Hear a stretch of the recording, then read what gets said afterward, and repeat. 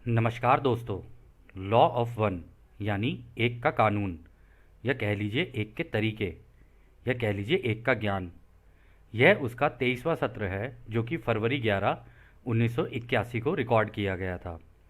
दोहराया जाता है कि इस किताब द्वारा दी गई सभी सूचनाएं और जानकारियां आप मान भी सकते हैं, जान भी सकते हैं, नज़रअंदाज भी कर सकते हैं और सिरे से खारिज भी कर सकते हैं, क्योंकि यह आपकी फ्री विल है जो कि एक अनंत रचयिता द्वारा आपको दी गई है। एक बात और कही जाती है कि लॉ ऑफ वन पूरी तरह से सबके लिए फ्री है। यदि कोई इकाई या व्यक्ति इसको निजी स्वार्थ के लिए इस्तेमाल करे तो वह उसकी व्यक्तिगत जिम्मेदारी होगी। इसी के साथ साथ यह भी कहा जाता है कि यदि कोई इस एक के कानून की किताब को अपनी भाषा में परिवर्तित करके दूसरों से साझा करना चाहे तो वह भी ऐसा कर सकता है, क्योंकि यह भी उसकी फ्री विल है। तो दोस्तों, इस सत्र में आगे चलने से पहले हमने जो पिछला सत्र किया था उसमें हमसे एक एरर हुआ था, एक गलती हुई थी जिसको हम करेक्ट करना चाहेंगे। और हम लोगों ने आपके कमेंट्स भी पढ़े, और कमेंट्स पढ़ने के बाद हमें भी अपनी गलती का एहसास हुआ कि हाँ, आप जो कह रहे हैं बिल्कुल सही है।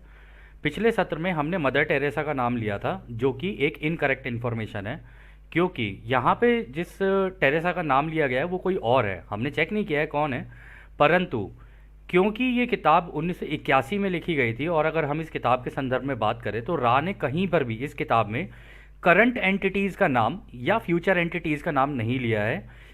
जो भूतकाल में चीज़ें हुई हैं ना, या जो लोग हैं उनका नाम उन लोगों ने लिया है। तो यहाँ पे हमको आपने ठीक किया है, जिसके लिए हम आपको दिल से धन्यवाद करते हैं।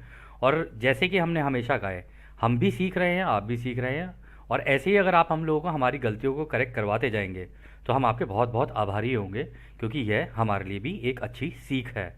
तो धन्यवाद दोस्तों, दिल से।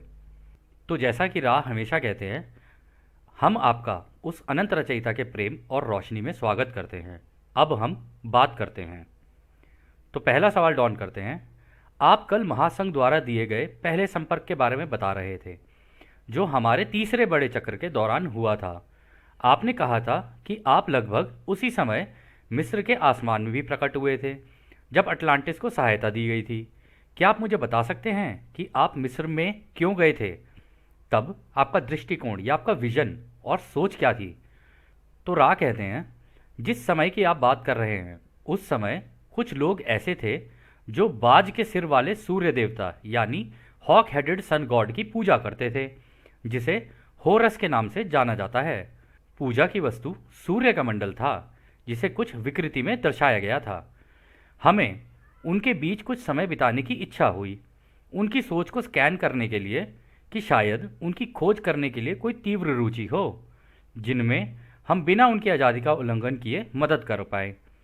हमने देखा कि उस समय उनके समाज में तथाकथित धार्मिक विश्वासों में काफ़ी विरोधाभास था, और इसलिए हमारे कंपन के लिए उपयुक्त आवाहन कॉलिंग नहीं मिली, और इसलिए उस समय लगभग 18,000 वर्षों पहले हम बिना कोई कार्रवाई किए वहाँ से चले गए। तो दोस्तों, यहाँ पे ये जो हॉरस और ये हॉक हेडेड की जो बात हुई है ना, आप एक बार चेक कर लेना, ठीक है? क्योंकि देखिए, ये किताब ना ऐसी है कि आपको भी अपने एंड पे काम करना पड़ेगा, मतलब ढूंढना पड़ेगा ये सारी चीज़ें। तो ये हम आपके ऊपर छोड़ते हैं कि आप इसको कैसे लेंगे और कैसे ढूंढेंगे।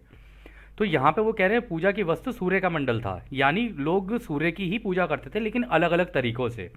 और रा ने यहाँ पे कहा कि उस समय के धार्मिक जो विश्वास होते थे उनके बीच में काफ़ी विभाजन था, तो इस मतलब विरोधाभास था। तो इस वजह से 18,000 साल पहले वो आकाशों में तो आए, लेकिन बिना कोई कार्यवाही किए चले गए। उनको लगा कि अभी इनका वो लेवल नहीं है, अभी विरोधाभास बहुत ज़्यादा है, तो अभी इनका वो लेवल नहीं है कि अभी हम इन लोगों को वो सारी चीज़ें बताएं कि क्रिएटर की यूनिटी और क्रिएटर की इन्फिनिटी कैसे काम करती है। तो इस वजह से वो वहाँ से चले गए थे। तो अगला सवाल डॉन करते हैं। जब आप मिस्र के आसमानों में प्रकट हुए थे तो क्या लोगों ने आपको देखा था? तो रा कहते हैं, हाँ, यह सही है। तो डॉन कहते हैं, उन्होंने क्या देखा था? तो रा कहते हैं, उन्होंने क्रिस्टल संचालित घंटी यानी बेल के आकार का विमान देखा था, मगर इससे उन पर कोई प्रभाव नहीं पड़ा, क्योंकि उनका दृढ़ विश्वास था कि इस दुनिया में कई चमत्कारिक चीज़ें होना एक आम बात है, जिसमें कई देवी देवताओं का अलौकिक घटनाओं पर शक्तिशाली नियंत्रण होता है। तो दोस्तों, उस जमाने के लोग भी ऐसी, मतलब ये घंटी वाले आकार की जो बेल थी, ये इनके क्राफ्ट्स होते हैं, इन्हें बेल क्राफ्ट्स बोला जाता है। अगर आपको देखना है तो हम दिखा सकते हैं, ज़रा एक सेकंड आप वेट करें। तो दोस्तों बेल वाले क्राफ्ट की जिनकी बात हुई थी ना यहाँ पर, वो कुछ इस प्रकार दिखते हैं। यदि आप ऊपर देखेंगे ये ऊपर का हिस्सा, तो ये घंटी के जैसे ऊपर की बेल, वो है बेल है। और नीचे अगर आप देखेंगे तो यहाँ पर देखेंगे इधर, ये इनके वो होते हैं लैंडिंग गियर। ठीक है। और ये भी देखिए आप, लैंडिंग गियर है, ये भी लैंडिंग गियर है। इनमें से ये जितनी भी चीज़ें हैं ना, ये जो इमेज हम लोगों ने ली है, ये जॉर्ज एडम्सकी की एक बुक है, mysteries of the flying saucers. उसमें उन लोगों ने जो फ़ोटोज़ खींची थी जब एडम्सकी के टाइम पे ये क्राफ्ट्स आए थे, तो उन लोगों ने ये फ़ोटोज़ खींची थी और ये फ़ोटो हम लोगों ने वहीं से ली है। और श्रेय भी उन्हीं को ही जाता है। उस किताब में उन्होंने कहा था कि इसमें से एक जो लैंडिंग गियर होता है, ये मतलब इलेक्ट्रोमैग्नेटिक फील्ड को पुल करता है। मतलब आपको याद होगा रा ने कहा था एक अनंत ऊर्जा है, तो ये एक अनंत ऊर्जा को पुल करेगा। ठीक है। और इस पूरे क्राफ्ट को चलाएगा।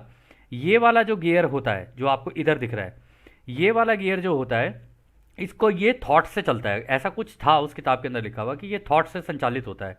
और जब ये क्राफ्ट लैंड करते हैं ना, तो ये सबसे पहले ये ज़मीन पे जाके टिकते हैं और फिर धीरे धीरे ये भी अंदर चले जाते हैं। तो ये जॉर्ज एडम्सकी का कहना था कि उनकी किताब में लिखा था कि ये जो है ना, यहाँ पे आप खिड़कियाँ भी देख रहे होंगे, ये जो क्राफ्ट्स है ना, ये वीनस से आए हुए लोगों के क्राफ्ट थे। परंतु अगर आप रा को देखें, रा ने कहा था हम उस ज़माने में आए थे। तो इस तरीके के क्राफ्ट्स में भी हो सकता है रा आए हों, हो सकता है कि और भी क्राफ्ट्स अलग अलग तरीके के आए हों। लेकिन यहाँ पे घंटी वाले क्राफ्ट्स की बात की गई थी, तो हमने आपकी रेफरेंस के लिए हमने आप लोगों को यहाँ पे दिखा दिया है। तो खैर अगला सवाल डॉन करते हैं, क्या आपका उद्देश्य रहने के बजाय दिखाई देने का कोई खास कारण था? तो रा कहते हैं हाँ, यह सही है। तो डॉन कहते हैं तो क्या आप हमें बता सकते हैं कि कारण क्या था? तो रा कहते हैं हमें दिखाई देना ठीक लगा क्योंकि इससे ज़्यादा कुछ फर्क नहीं पड़ा।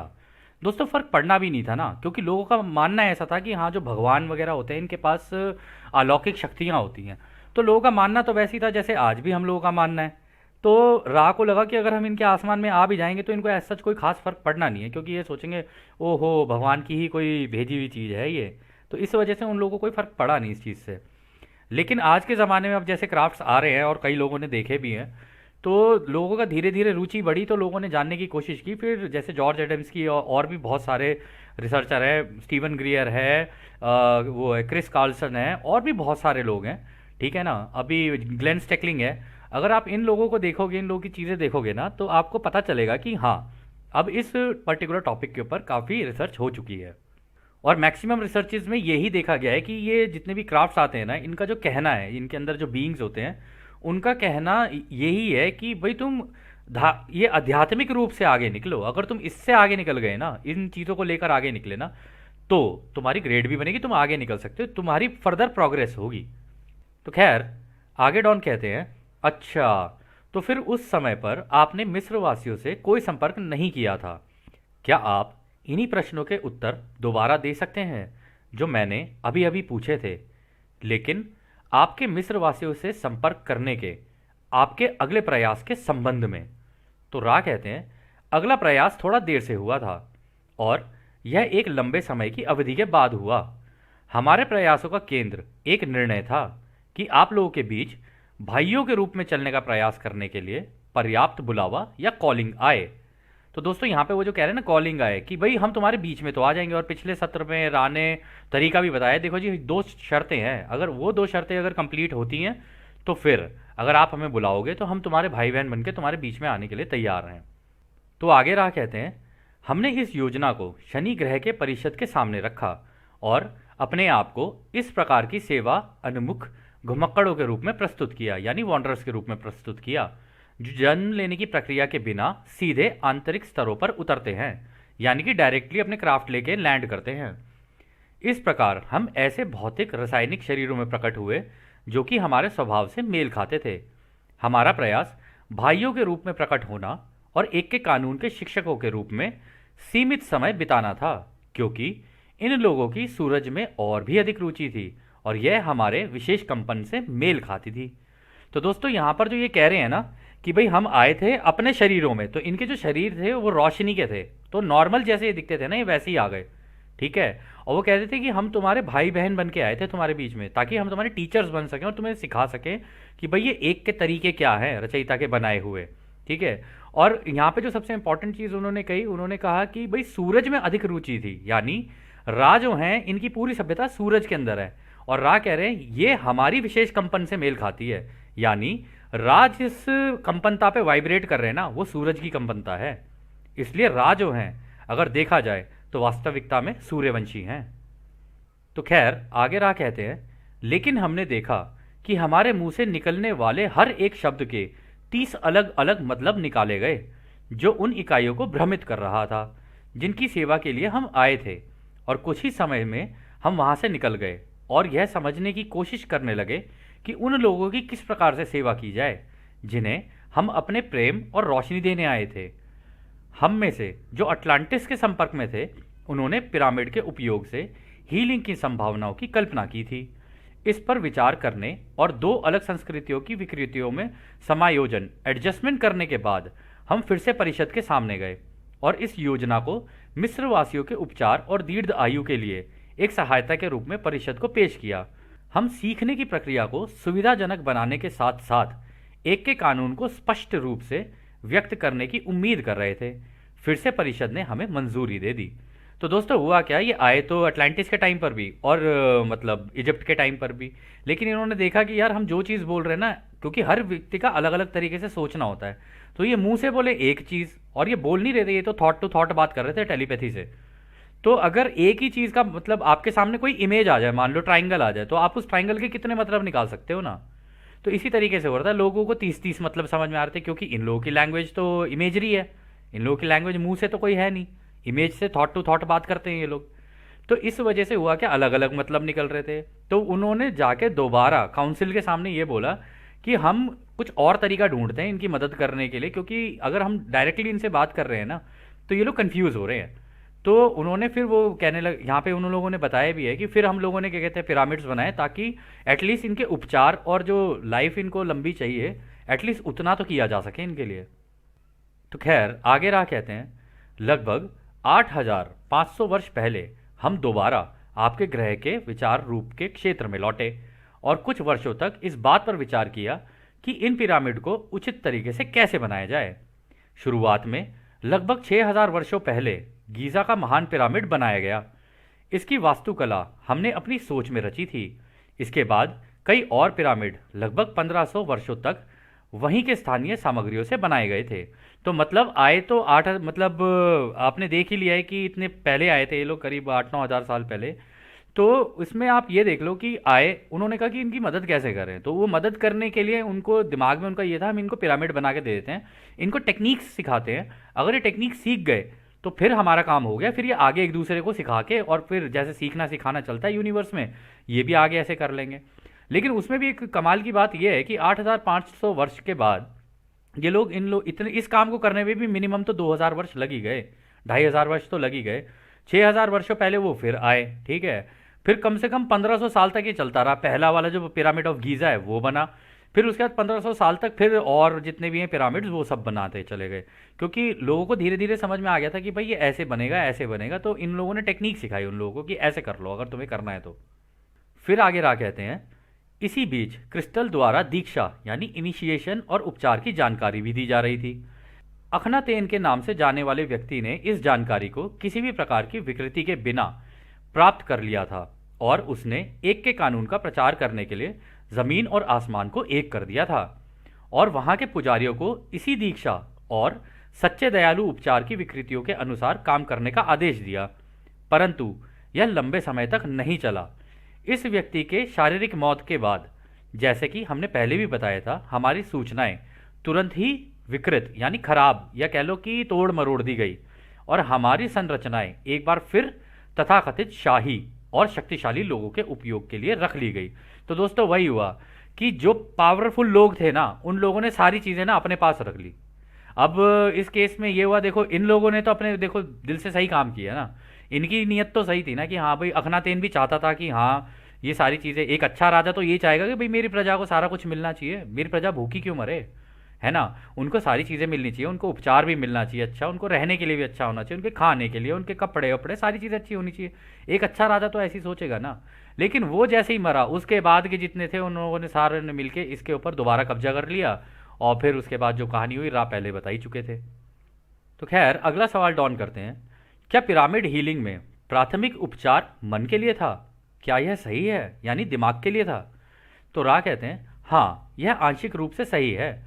यदि उपचार को ठीक से करना है तो मन के वृक्ष में आध्यात्मिक रूप से इन ऊर्जाओं के अंतर्वाह को एकत्रित करना जरूरी है, क्योंकि मन के कुछ हिस्से शरीर में बहने वाली ऊर्जा को रोकते हैं, लेकिन हर परिस्थिति में, हर इकाई में यह रुकावट या ब्लॉकेज विभिन्न हो सकती है। हालांकि सबसे पहले आध्यात्मिक चैनल को सक्रिय करने की जरूरत है, फिर चाहे रुकावट आध्यात्मिक से मानसिक या मानसिक से शारीरिक हो, यह केवल एक शारीरिक आघात हो, तब भी उपचार किया जा सकता है। तो दोस्तों यहाँ पे पता है वो क्या कह रहे हैं, इसको बोलते हैं ट्री ऑफ माइंड। ठीक है, हमारे दिमाग के सबकॉन्शियस माइंड में ना एक ट्री है, एक पेड़ की तरह बना हुआ है। जड़ जो है ना वो बिल्कुल ऐसा है, एक तो जड़ है, जड़ के ऊपर एक पेड़ के जैसा ये बना हुआ है। तो कह रहे हैं कि जब तक उस पेड़ के अंदर आप लोग नहीं करोगे ना काम, जो कि मेडिटेशन के थ्रू ही हो सकता है, और काफ़ी सारे मेडिटेटर्स से आप सुनोगे ना तो आपको यही चीज़ कहेंगे कि ये जो दिमाग है ना ये एक्चुअली में एक पेड़ की तरह है। तो इन्होंने कहा कि अगर उसके ऊपर काम नहीं हुआ, और क्योंकि लोग अलग अलग हैं, तो सबके लिए जो ब्लॉकेज है ना उसके अंदर भी अलग अलग जगह पर हो सकती है।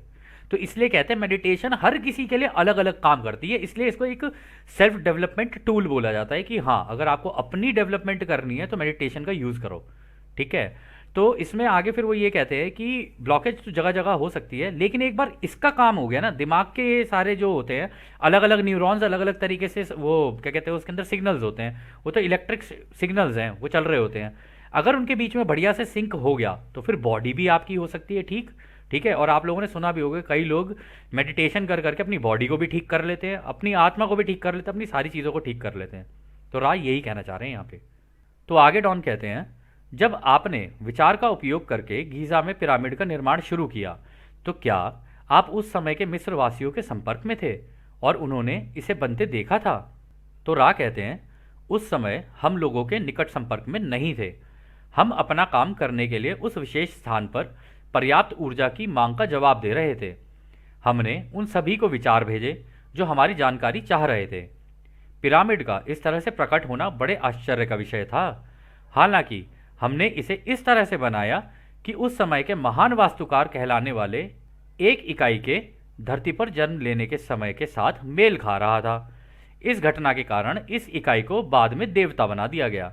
तो दोस्तों देखो, बनाया तो इन्होंने ही, लेकिन उस टाइम का कोई मैथमेटिशियन हुआ करता होगा, अभी खैर वो नाम बताएंगे आगे, कोई मैथमेटिशियन हुआ करता होगा, तो लोगों ने कहा कि हो सकता है इस मैथमेटिशियन ने बनाया हो ये। अब उसने बनाया हो या ना, क्रेडिट तो सब कोई चाहिए होता, हो सकता है उसने क्रेडिट ले लिया हो। ठीक है, यू मे नेवर नो। तो यहाँ पे लेकिन आश्चर्य की बात ये थी कि रा ने बना तो दिया, लेकिन इनको बिना बताए बनाया, चुपचाप, जैसे होता है ना रातों रात बना के इनके लिए मतलब ये पूरा का पूरा पिरामिड खड़ा करके दे दो इनको कि हाँ ये लो ऐसे बनाए। और वो सारी इन्फॉर्मेशन वो हो सकता है कि उस मैथमेटिशियन के दिमाग के अंदर भी डाली हो, क्योंकि वो आपको याद होगा टेस्ला के केस में टेस्ला ढूंढ रहा था चीज़ें, और सेम चीज़ ये हुई थी, आइंस्टाइन भी ढूंढ रहा था। तो इन लोगों ने उनके दिमाग के अंदर जो जहाँ जहाँ वो फंस रहे थे ना, उनके दिमाग में, क्योंकि वो वॉन्डरर्स थे, तो उनके दिमाग में वो इन्फॉर्मेशन डालनी शुरू की जस्ट थ्रू टेलीपैथी, ताकि वो लोग ये सीख लें और फिर आगे जाकर उसको इम्प्लीमेंट कर दें। तो हमको ऐसा लगता है कि इस केस में भी शायद कुछ ऐसा ही हो रहा होगा। तो खैर आगे डॉन कहते हैं, उन्होंने उस देवता का क्या नाम दिया था? तो रा कहते हैं, उसे इमोथेप का नाम दिया गया था। तो डॉन आगे कहते हैं, शुक्रिया। तो क्या इस पिरामिड की रचना जिस उद्देश्य से की गई थी, क्या वह सफल रही? मेरा मानना यह है कि इसका मूल उद्देश्य हीलिंग का था, जो मुख्य रूप से असफल रही। क्या यह सही है? तो रा कहते हैं, हम आपको याद दिलाना चाहते हैं कि हम दुख के भाई और बहनों में से हैं, यानी हमारा सुख से कोई लेना देना नहीं है। जब उस दुख से मुक्ति पाकर यदि किसी एक को भी उस रचयिता के दर्शन हो जाते हैं, तब असफलता की कोई धारणा नहीं रहती। हमारी कठिनाई एक के कानून की विकृतियों को ठीक करने के हमारे सम्मान और जिम्मेदारी में थी, जो इन लोगों की सहायता करने के हमारे प्रयासों के दौरान हुई थी। तो दोस्तों ये तो केवल हेल्प करने के लिए आए थे कि भाई ये दुखी हैं, परेशान हैं, चलो इनकी मदद कर देते हैं। और एक चीज़ आपने यहाँ पे नोटिस की होगी इनकी, इन्होंने कहा कि अगर एक की भी मदद हो गई ना तो फिर असफलता कहाँ है ही नहीं। अगर एक के लिए भी अगर आपने कर दिया, आपने तो बहुत बड़ा काम कर दिया, क्योंकि क्या एक अनंत नहीं है? रा ने हमेशा कहा ये, क्या एक अनंत नहीं है?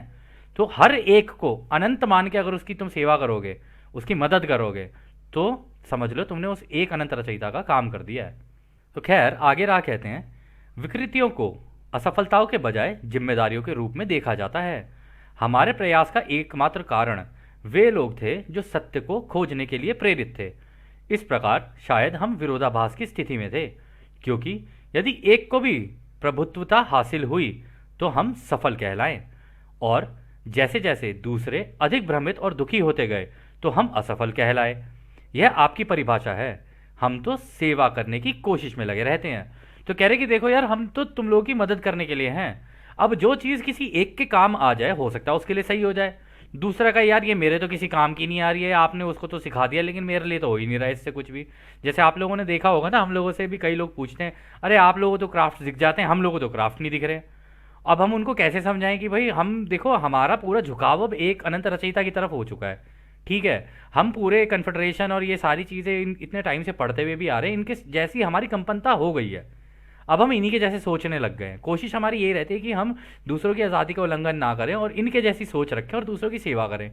तो इस वजह से हमें दिख भी जाते हैं। अब जिनके लिए नहीं दिख रहे हैं वो तो कहेंगे भाई हमें तो दिख रहे नहीं है। तो इस केस में राय ये कह रहे हैं कि इस केस में हाँ तुम ये कह सकते हो हम असफल रहे, लेकिन उसमें भी उन्होंने ये कहा ये तो तुम्हारी परिभाषा है, तुम लोग इसे ऐसे डिनोट करते हो, हम थोड़ी ना करते हैं। हम तो कंटिन्यूसली मदद करने में लगे रहते हैं। अगर एक की भी कर दी हमारे लिए तो हो गया, और जहाँ ठीक हो गई, जहाँ फिट बैठ गया, समझ लो हमारा काम तो हो गया। तो खैर अगला सवाल डॉन करते हैं। आप शायद इस सवाल का जवाब नहीं दे सकते, लेकिन मुझे लगता है कि यह सवाल पूछना मेरा कर्तव्य है, क्योंकि हेनरी पुहारिक इस महीने में मुझसे मिलने आएंगे। क्या यह इकाई इनमें से किसी भी समय में शामिल थी जिसके बारे में अभी आप बात कर रहे थे? तो दोस्तों हेनरी पुहारिक जो है ना, ये भी इन्हीं की तरह एक रिसर्चर था, मतलब डॉन कार्लाइल इनकी तरह। ये भी इसी तरीके की पैरानॉर्मल फिनोमिना, पैरानॉर्मल एक्टिविटीज़, इनके ऊपर ना ये करते थे। हेनरी पुहारिक हो गया, हेनरी पुहारिक के साथ वो था यूरी जेलर। तो ये लोग सारे मिलके काम करते रहते, और ये एक प्रोजेक्ट है स्टारगेट। इसके बारे में भी आप लोग चेक कर लेना, आप लोगों को मिल जाएगी इन्फॉर्मेशन। तो वहाँ पे एक्स्ट्रा सेंसरी परसेप्शन करके चीज़ें होती हैं, ये रिमोट व्यूइंग जिसे दिव्य दृष्टि कहते हैं ना, उसका इस्तेमाल करके चीज़ों को, इन्फॉर्मेशंस को कैसे निकाला जाता है ना, वो सारी चीज़ें हैं। लेकिन इसके ऊपर एक फिल्म भी, हाँ, थर्ड आई स्पाइज, मतलब तीसरी आंख के जासूस, ऐसे करके। थर्ड आई मतलब थर्ड, THIRDEYESPIES, थर्ड आई स्पाइज। अगर आपको देखनी हो तो आप देखना, उसके अंदर आपको काफ़ी अच्छी नॉलेज भी मिल सकती है। ये बस आपकी जानकारी के लिए था, लेकिन ये आपकी फ्री विल है, आप उसे देखें या ना देखें। तो खैर इसका जवाब आगे ला देते हैं। हाँ आप सही हैं, हम किसी भी तरह से इस इकाई के बारे में बात नहीं कर सकते। यदि आप इस इकाई की विकृतियों पर विचार करेंगे जिसे आप प्रमाण कहते हैं, तो आप हमारी दुर्दशा को समझेंगे। तो दोस्तों पता है यहाँ रानी यूं क्यों कहा? देखो पहली बात तो, एक तो हेनरी पुहारिक करंट सिनेरियो में है। अगर हेनरी पुहारिक मान लो इजिप्ट के टाइम पर भी किसी तरीके से इन लोगों से जुड़ा होता, और ये लोग बता देते कि हाँ भाई हेनरी पुहारिक भी उस टाइम पे हमारी मदद कर रहा था इजिप्ट के टाइम पे, तो हेनरी पुहारिक का एक तरीके से आज़ादी का उल्लंघन होता है। क्योंकि हो सकता है हेनरी पुहारिक कहे अच्छा मैं इजिप्ट के टाइम पे हुआ था पैदा, तो इसका मतलब मैं भी एक वॉन्डरर हूँ। तो हो सकता है वो अपना पाथ मतलब इधर उधर चेंज कर दे, या तो पॉजिटिव में ही ले जाए पूरा का पूरा अपने आप को। लेकिन क्योंकि ये चॉइस का प्लेनेट है और तीसरी घनत्वता चॉइस की होती है, तो चाहे वॉन्डरर हो, चाहे एक नॉर्मल इंसान हो, या कोई भी हो, चॉइसेस सबकी अपनी अपनी होनी चाहिए। इसलिए रा कभी ये नहीं कहेंगे कि तू ऐसा कर और ऐसा ना कर। इस वजह से उसके बारे में कोई जानकारी नहीं दी। और यहाँ पर उन लोगों ने कहा कि अगर हम चलो तुम्हें बता भी दें, तो ये हेनरी पुहारिक फिर प्रमाण मांगेगा, यानी प्रूफ्स मांगेगा। कह रहे और प्रूफ्स हम इन्हें दे नहीं सकते। अगर हम इन्हें प्रूफ देंगे तो फिर ये आगे जाएंगे प्रूफ्स, और फिर हो सकता है इनकी ज़िंदगी को खतरा पड़ जाए। कि भाई पता तो चल ही जाता है कि भाई जब ये भी कन्फेडरेशन से जब भी कोई कॉन्टैक्ट वगैरह करता है, पता तो चल ही जाता है। तो इस केस में हो सकता है इनकी ज़िंदगी को भी खतरा हो। तो इसलिए रा ने यहाँ पे वो रिस्क नहीं लिया, और रा ने कहा है तभी आप हमारी दुर्दशा को समझेंगे। तो ये लोग भी, रा भी बहुत ध्यान से काम करते हैं, ऐसे नहीं कि कुछ भी मुंह उठाया और काम कर दिया। तो खैर अगला सवाल डॉन करते हैं। मैंने सवाल पूछने से पहले यह मान लिया था कि आपका यही जवाब होगा। क्या आप मुझे बता सकते हैं कि अखनातेन की शारीरिक मृत्यु के बाद उसका क्या हुआ? तो रा कहते हैं उसकी आत्मा का काफ़ी लंबे समय तक उपचार हुआ, और फिर उसे अपने पिछले जन्मों के अनुभवों का समीक्षण करवाया गया जो तीसरी घनत्वता के अनुकूल था। यह इकाई कुछ हद तक एक के कानून के प्रति महान भक्ति के कारण सत्ता और शक्ति की विकृतियों में थी। इस प्रकार इस इकाई ने अपने अगले अवतारों की एक श्रृंखला में प्रवेश करने का संकल्प लिया, जिसमें सत्ता और शक्ति के प्रति कोई विकृति नहीं थी। मतलब इसने क्या किया, ये मरा, फिर इसकी आत्मा का प्रचार हुआ, वो क्या कहते हैं, उपचार हुआ, फिर उसके बाद उसको उसकी पुरानी लाइफ जितनी भी हैं वो दिखाई गई, ठीक है। फिर उसने ये चेक किया कि ओ इस ज़िंदगी में जो था ना, मैं एक राजा था, अब राजा हूँ तो थोड़ी बहुत तो ईगो रहेगी, ठीक है, तो घमंड तो रहेगा ही। तो उस घमंड में अगली बार ना रहूं मैं, इस वजह से उसने जब अगली ज़िंदगी के लिए जो मांगा ना, उसने कहा अब मुझे राजा के रूप में नहीं, मुझे किसी एक नॉर्मल इंसान के रूप में रखना, ताकि मेरे अंदर से घमंड और ये सारी चीज़ें ना कम हो जाएं धीरे धीरे। इसलिए उसने इस तरीके से अपने लिए फिर आगे के कैटलिस्ट या कह लीजिए माध्यम लगाने शुरू किए कि हाँ अब मैं जो जन्म लूंगा ना उसमें इस तरीके से होनी चाहिए चीज़ें। तो दोस्तों ये एक तरीके से एक प्रोग्रामिंग होती है। एक वीडियो गेम में जाने से पहले जैसे ऐसे नहीं होता कि भाई ये कपड़े चाहिए मेरे को, ये गाड़ी होनी चाहिए, ये होना चाहिए, बिल्कुल इस तरीके से जब कोई व्यक्ति नया जन्म लेता है ना, उससे पहले ये सारे काम करके आता है वो। और ये सारी चीज़ें आगे आपको बुक में पता चलेगा अपने हायर सेल्फ को दे के आता है, जो कि आपकी ही एक कॉपी है, उसको दे के आता है कि भाई ये मेरी चीज़ें हैं, अपने पास ही रखना। तो खैर वो हम लोग आगे देखेंगे क्या होता है, आगे चलते हैं। तो अगला सवाल डॉन करते हैं। धन्यवाद। क्या आप मुझे बता सकते हैं कि अखनातेन के समय पर मिस्र वासियों की औसत आयु कितनी थी? तो रा कहते हैं उनकी आयु लगभग 35 से 50 वर्षों की थी। उस समय काफ़ी हद तक जिसे आप भौतिक जटिल प्रकृति का रोग कहते हैं मौजूद था। तो हो सकता है कि उस टाइम पे कुछ शारीरिक प्रॉब्लम शुरू हो गई हो, वायरस वगैरह शुरू हो गई हो, तो इस वजह से उनकी लाइफ्स कम हो गई थी। तो आगे का सवाल डॉन करते हैं। इन बीमारियों का कारण क्या था? मुझे शायद यह पहले से ही पता है, लेकिन मुझे लगता है कि इस किताब के लिए इस समय यह बताना अच्छा हो सकता है। तो रा कहते हैं जैसा कि हमने पहले कहा था, यह एक के कानून के संबंध में विशेष रूप से महत्वपूर्ण नहीं है। हालांकि उस समय मिस्र की स्थिति अत्यधिक असभ्य थी। जिस नदी को आप नील नदी कहते हैं उसमें हमेशा बाढ़ आती और पीछे हटती। इस प्रकार कीड़ों द्वारा होने वाली बीमारियों के प्रजनन के लिए उपजाऊ जमीन प्रदान करती थी।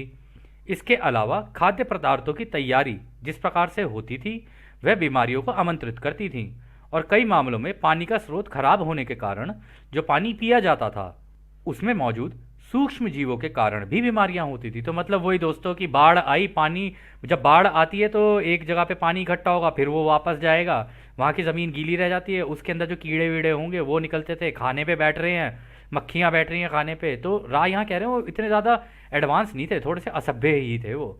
तो वो कहने लगे कि फिर एक ये सारी चीज़ें चल रही हैं तो अब लोगों की तबीयतें ख़राब होनी शुरू हो गई। जब तबीयतें ख़राब होनी शुरू हो गई, ना पानी सही पीने को, ना खाना सही खाने को, तो धीरे धीरे लाइफ ही कम हो गई उन लोगों की। खैर अगला सवाल डॉन करते हैं। दरअसल मैं इन संचारों यानी ट्रांसमिशन की क्रिया के बजाय रोग के मूल कारण के बारे में अधिक पूछना चाह रहा था। मैं उस जड़ पर वापस जा रहा था जिसने इन बीमारियों की संभावना को पैदा किया। क्या मैं यह मानने में सही हूं कि पृथ्वी पर लंबे समय तक एक के कानून की समझ के सामान्य कमी ने एक ऐसी स्थिति पैदा की जिसमें बीमारियां विकसित हो गई? तो यहाँ पर वो ये कह रहे हैं कि ओहो लगता है कि मेरे को, मैं रूट कॉज जानना चाहता हूँ। हो सकता है कि ये लॉ ऑफ वन यानी ये लॉज ना फॉलो करने की वजह से ये भी हो सकता है कि लोग उल्टी सीधी दिशा में निकल गए और उसकी वजह से भी हो सकता है बीमारियां हो रही हों। तो रा कहते हैं हाँ यह सही है। आप प्रश्नकर्ता के रूप में अब बाहरी शिक्षा को भेदना शुरू कर रहे हैं।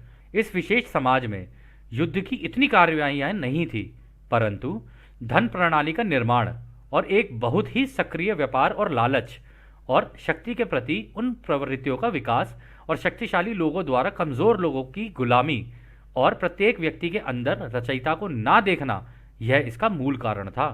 तो दोस्तों कोई भी समाज होगा, इसका मतलब राय यहाँ ये कह रहे हैं कोई भी समाज होगा, अगर वो रचयिता के बनाए हुए तरीकों से काम नहीं कर रहा है। युद्ध की कार्रवाई वो कह रहे कि हालांकि इतनी नहीं थी, तो कह रहे लेकिन धन प्रणाली यानी पैसा आ गया बीच में। अब जहाँ पैसा आ जाएगा वहाँ पे लालच तो आएगा ही आएगा, है ना। तो ये अगर एक बार्टर सिस्टम होता तो ये हो सकता था कि हाँ भाई चलो आज, आपको याद होगा हम लोग पहले के ज़माने में जब ये फ़ोन वोन कुछ भी नहीं हुआ करते थे हमारे, वो एक टीवी वगैरह और ये रेडियो वगैरह ही हुआ करते थे, तो कितना एक अच्छा एक माहौल होता था कि आज हमने घर में राजमा की सब्जी बनाई है तो पड़ोस वाले ने वो बना रखी है, हो सकता है कोई और सब्जी, एक कटोरी उनको दे दी, एक कटोरी उन्होंने हमें दे दी, तो एक एक प्रेम प्यार सा बना रहता था। लेकिन जैसे जैसे टेक्नोलॉजीज आती गई ना, हम एक दूसरे से दूर होते गए, मतलब हम इन टेक्नोलॉजीज में इतने फंस गए हैं कि हम वो प्यार और प्रेम ही भूल चुके हैं कि एक दूसरे के वो प्रेम प्यार करना।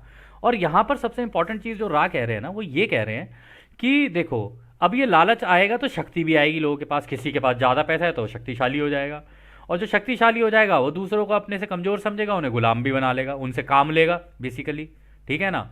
अब आप ज़्यादातर लोगों से ये सुनोगे तो वो यही कहते हैं, क्या करेगा भाई, बड़ा होऊंगा, बड़ा लिख के पढ़ लिख के इंजीनियर बनूंगा, ये करूंगा वो करूंगा, फिर नौकरी करूंगा। अरे जब तू इतनी मेहनत कर रहा है मेरे दोस्त, तो तू नौकरी क्यों करेगा, मतलब क्यों किसी का नौकर बनना चाहता है।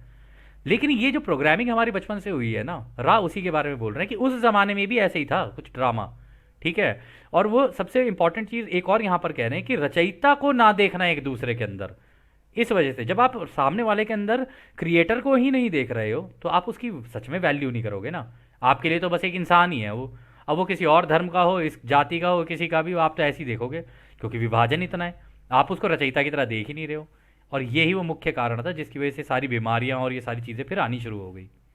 खैर, अगला सवाल डॉन करते हैं। शुक्रिया। मैं समझता हूँ कि दक्षिण अमेरिका में भी संपर्क किया गया था। क्या आप इन्हीं प्रश्नों के उत्तर उनसे संपर्क के संबंध में दे सकते हैं, और दक्षिण अमेरिका के लोगों से संपर्क क्यों किया गया था ये भी बता सकते हैं। तो दोस्तों, ये साउथ अमेरिकन कंट्रीज़ के बारे में बात हो रही है, जैसे आपका पेरू, ठीक है ना, कोलंबिया, इन सब कंट्रीज़ के बारे में बात हो रही है। तो रा कहते हैं यह इस सत्र का अंतिम पूरा प्रश्न होगा। आपके दक्षिण अमेरिकी महाद्वीप में संपर्क करने वाले हमारे लोगों को सूर्य की अभिव्यक्ति के बारे में जानने के लिए वहाँ के लोगों की समान इच्छा ने बुलाया था, जो प्रकाश और जीवन के इस स्रोत की पूजा करते थे, यानी सूर्य की पूजा हुआ करती थी और वो अपने सूरज को बहुत मानते थे। इस प्रकार हमारे जैसे ही रोशनी के बने लोग वहाँ की इकाइयों से मिलने गए। जो निर्देश और जानकारियाँ उन्होंने दी वह आसानी से स्वीकृत की गई और हमारे मुकाबले काफ़ी कम विकृति की गई। उन इकाइयों ने स्वयं ही पिरामिड सहित भूमिगत और छिपे हुए शहरों की एक श्रृंखला का निर्माण शुरू कर दिया। तो दोस्तों, पता है उन्होंने क्या किया।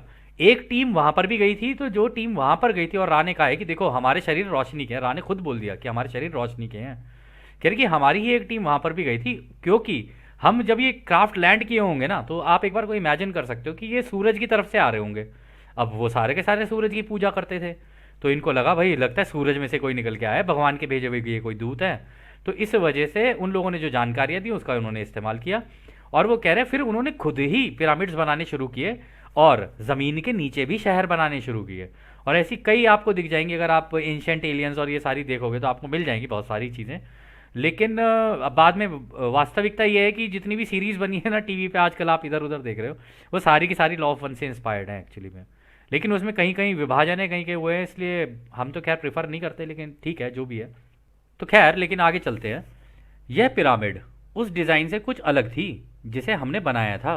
हालांकि यह ध्यान और विश्राम के स्थान बनाने की इच्छा और एक अनंत रचयिता के होने की भावना के साथ बनाए गए थे। यह पिरामिड तब सभी लोगों के लिए होते थे, न केवल आरंभ करने वाले इनिशिएटर, बल्कि उनके लिए भी जिनको इलाज की ज़रूरत थी। तो इसका मतलब सभी के लिए ओपन था। ऐसा नहीं था कि भाई तू नहीं आ सकता और तू नहीं आ सकता।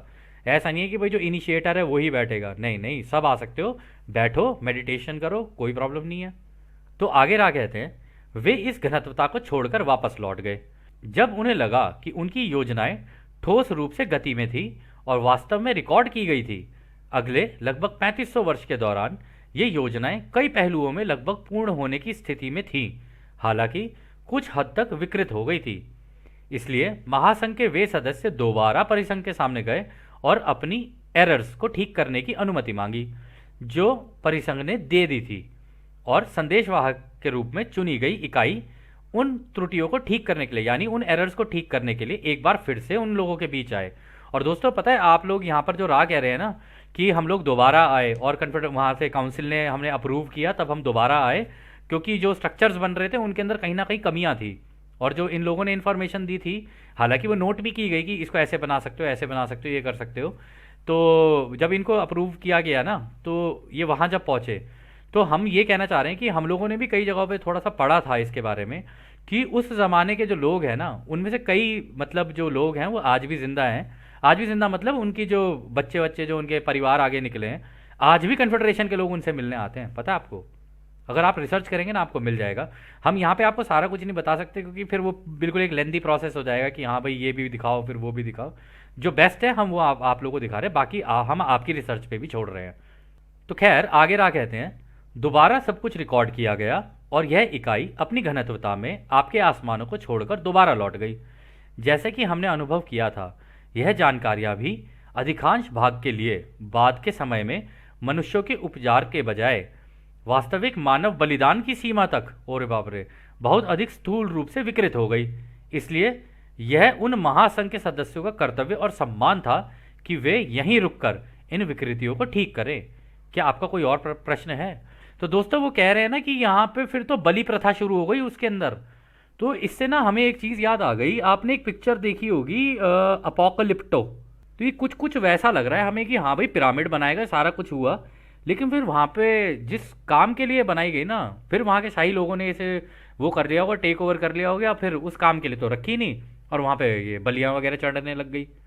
तो एक बार को आप अपोकलिप्टो चाहें तो देख सकते हैं, क्योंकि इस पार्ट को पढ़ने के बाद ना हमारे दिमाग में भी वही मूवी आ रही है क्योंकि हमने वो मूवी देखी है।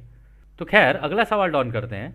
यह एक बेवकूफ़ी भरा सवाल है, एक फिल्म है बैटल बियॉन्ड द स्टार्स। मुझे नहीं पता कि आप इससे परिचित हैं या नहीं, शायद आप हैं।